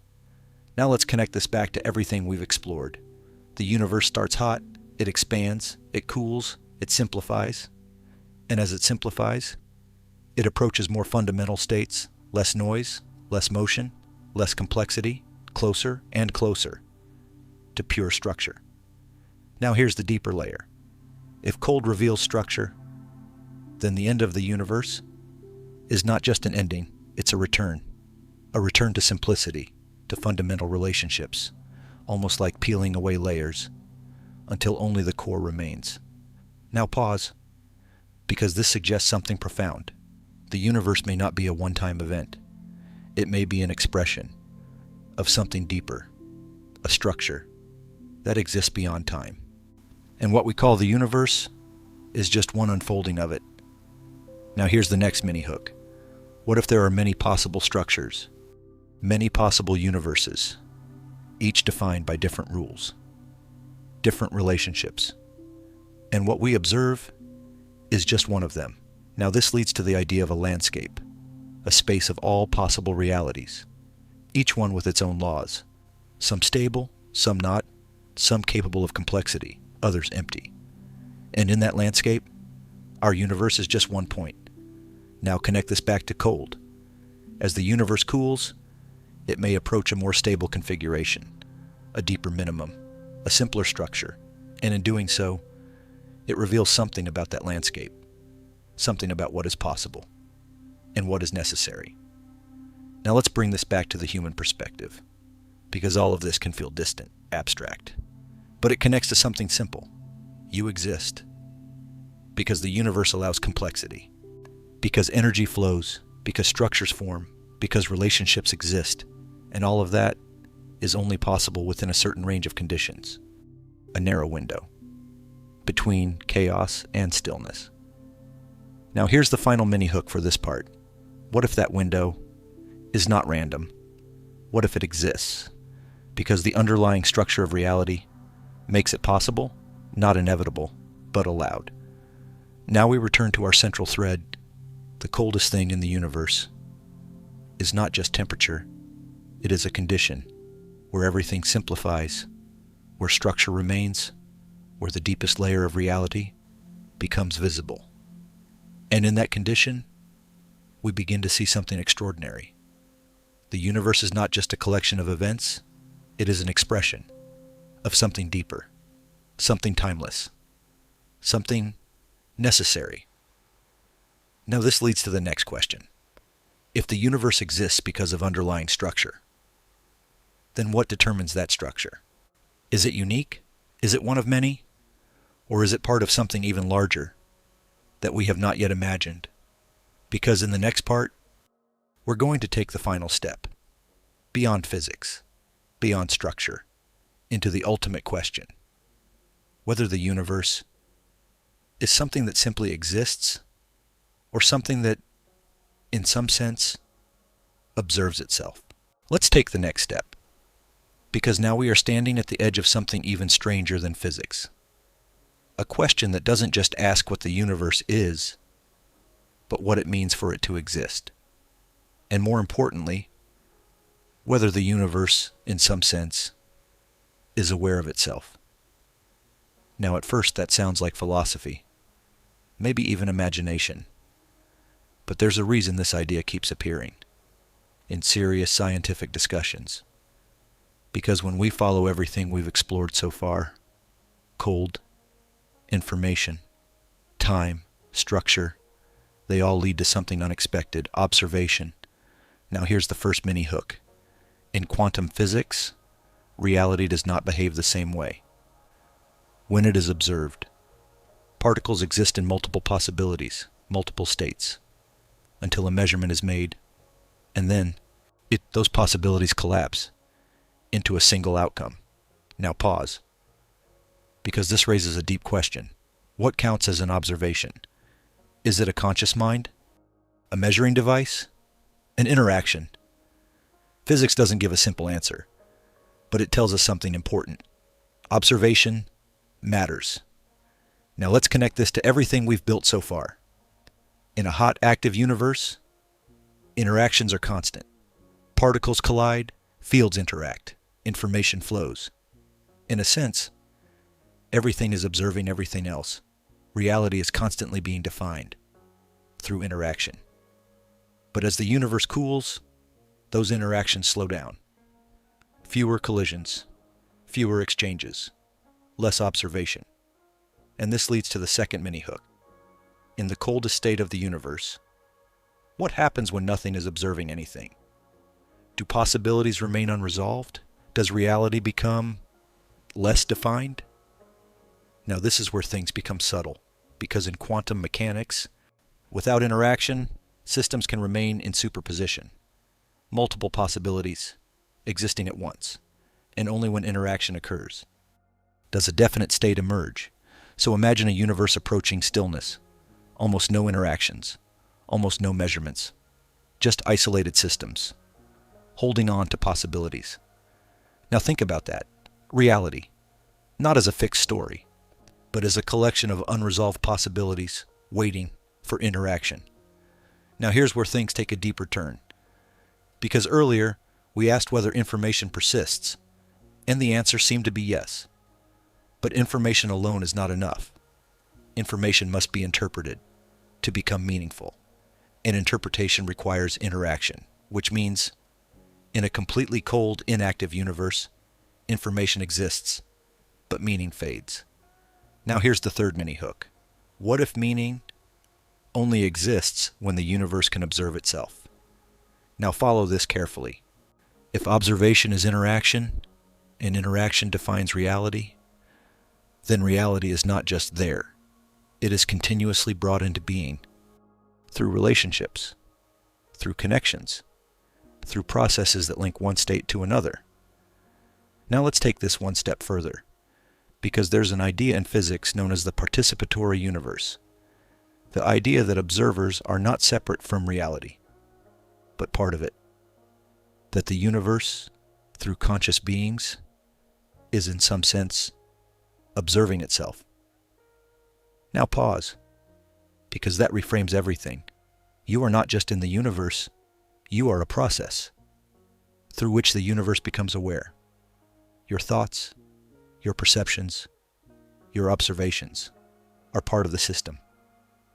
Now connect this back to cold. As the universe cools, as interactions fade, as complexity disappears, those processes of observation become rare, and eventually they may vanish. Which leads to a profound question.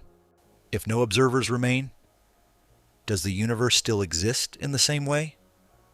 Or does it return to a state of pure possibility? Now here's the next mini-hook. What if existence requires observation? Not necessarily by humans, but by interactions, by systems, by relationships that define states.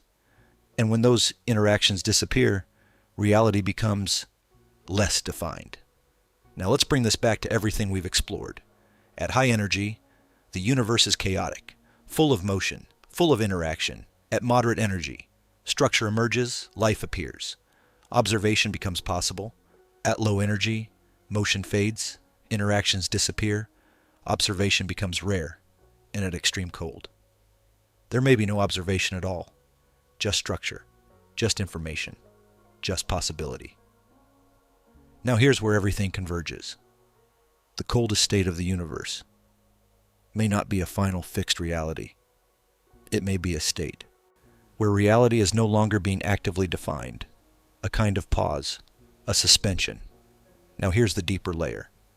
If new fluctuations can occur, if new universes can emerge, then observation begins again.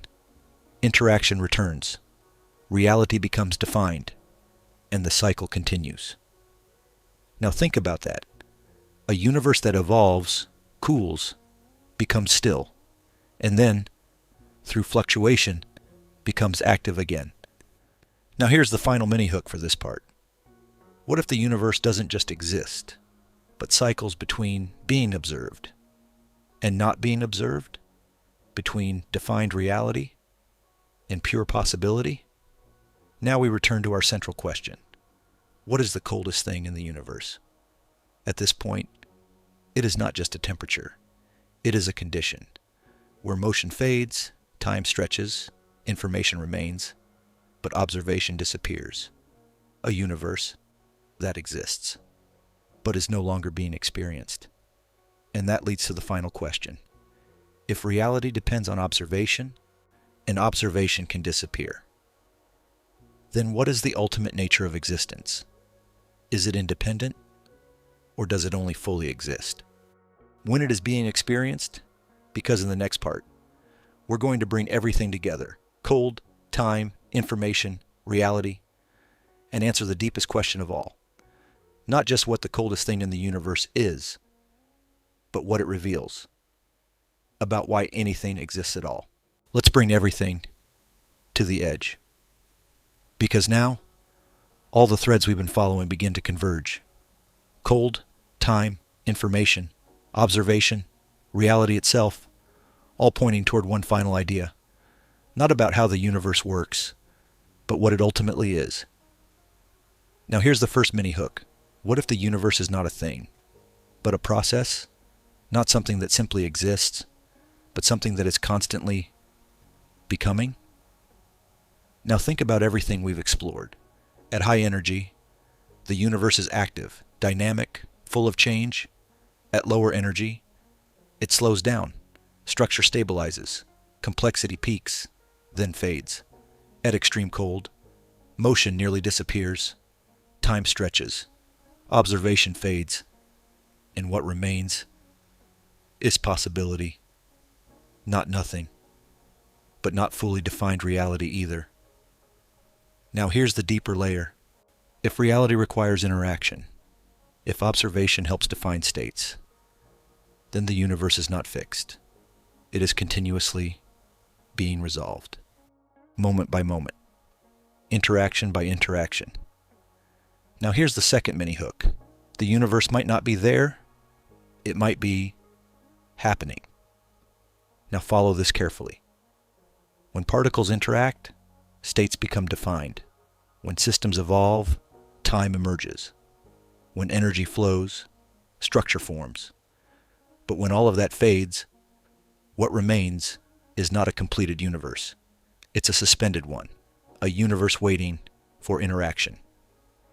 Now connect this back to extreme cold. In the coldest state, there are almost no interactions, almost no events, which means the universe is barely happening.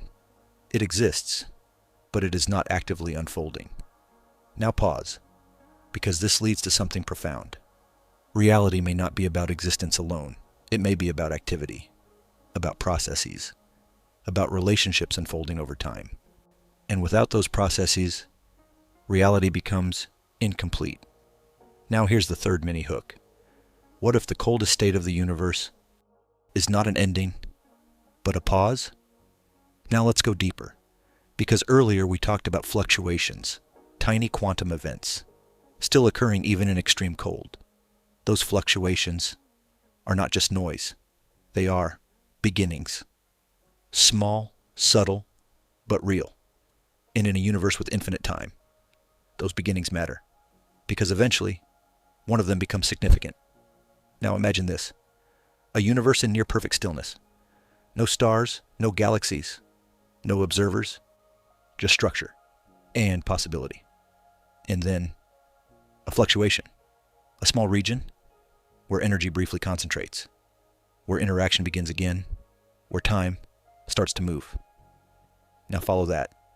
That region evolves, expands, becomes more complex, and suddenly, a new active universe emerges. Now here's where everything connects. The cold, silent universe was not the end. It was the condition from which something new could begin. Now let's bring back our three core questions. What is the coldest thing in the universe? What happens to time there? And what remains when everything else fades? The answers now come together. The coldest thing is not just temperature, it is a state where motion nearly vanishes, where time loses meaning, where observation disappears, and where reality becomes pure possibility. Now here's the deeper realization. That state is not empty. It is full of potential. Now let's go one step further. Because if the universe cycles between activity and stillness, between being defined and being possible, then existence itself is not static. It is rhythmic, a kind of cosmic breathing, expansion, cooling, stillness, renewal, over and over, across scales beyond imagination. Now here's the next mini hook. What if this cycle has no beginning? What if there was never a first universe, only an ongoing process, where cold gives rise to motion, and motion eventually returns to cold? Now think about that. Not a timeline, but a loop. Not a single story, but an endless unfolding.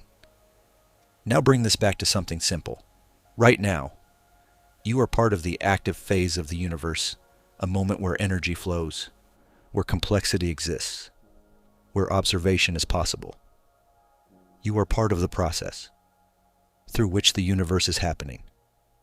Now here's the final mini hook for this part. What if your awareness is not separate from the universe, but one of the ways the universe continues itself? Now let's return to our central idea one last time. The coldest thing in the universe is not just a physical extreme, it is a boundary, a threshold between being and becoming, between defined reality and pure possibility. And at that boundary, the universe does not end. It waits.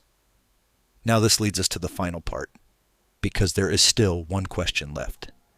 If the universe is a process, if cold is a pause, if new beginnings can emerge, then what is the true nature of existence? Is it endless?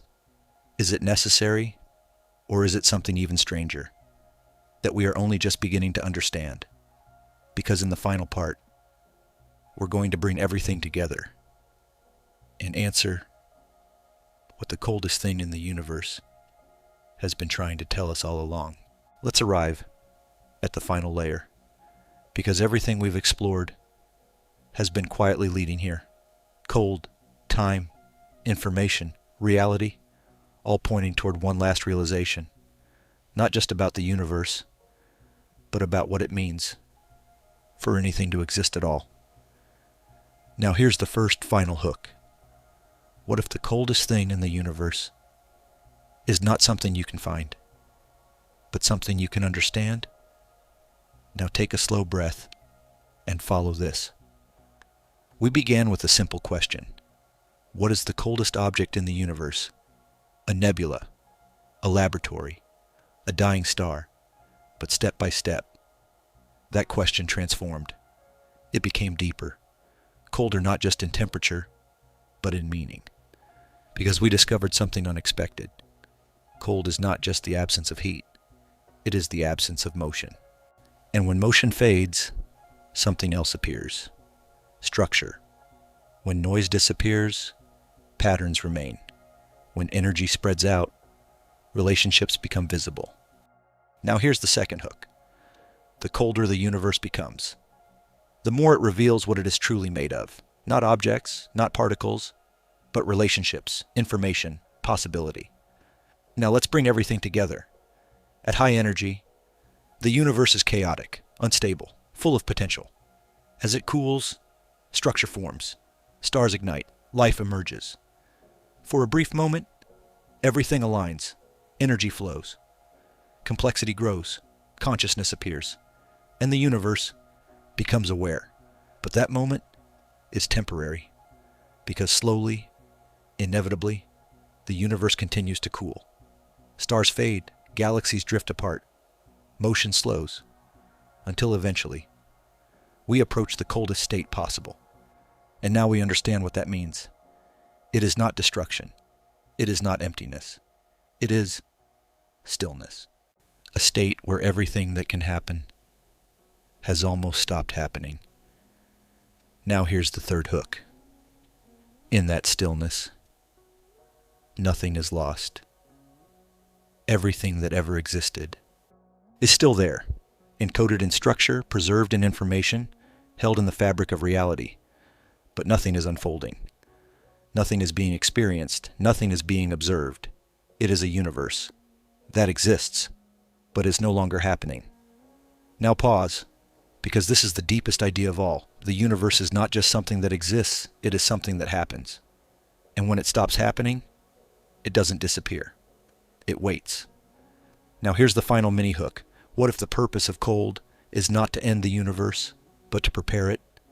Because in that silence, in that near-perfect stillness, fluctuations remain, tiny, rare, almost impossible to notice. But given enough time, one of them grows. A small region where motion returns, where energy concentrates, where time begins again. And from that, a new phase emerges, a new unfolding, a new universe. Now step back and see the full picture. The universe is not a straight line, not a beginning leading to an end. It is a cycle, a rhythm, a process of becoming and resting, of activity and stillness, of heat and cold. And the coldest point is not the end of the story. It is the quiet moment before the next chapter begins. Now bring this back to you.